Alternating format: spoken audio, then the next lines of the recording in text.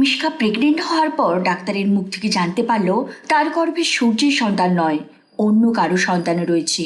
Hello viewers, অনুরাগের ছোঁয়ার আগামী পর্বে আপনারা দেখতে পাবেন মিশকার তো জীবনের যেন একটাই লক্ষ্য, কেবল সূর্যকে নিজের করে পাওয়া।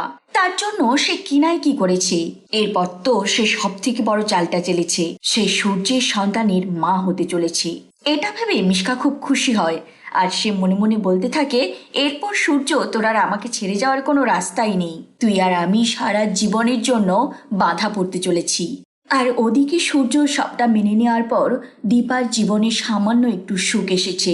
মিশকা তো সেটাও শেষ করে দিতে উঠে পড়ে লেগেছে। আর এদিকে মিশকা প্রেগনেন্ট হয়ে যাওয়ার পর খুব খুশি হয়ে থাকে।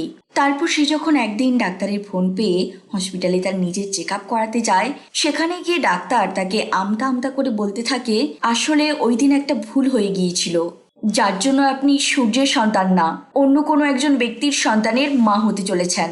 সেই কথা শুনে মিশকার মাথায় বাজ পড়ে, কারণ সে তো খুব ভালো করেই জানে এই খবরটা সূর্য বা সেনগুপ্ত বাড়িতে জানার পর তারা তো নিশ্চয়ই টেস্ট করাবে, আর সেই টেস্টে যদি সূর্যের সাথে তার বাচ্চার ডিএনএ না মেলে তাহলে কেউ তো সেটা মেনে নেবে না।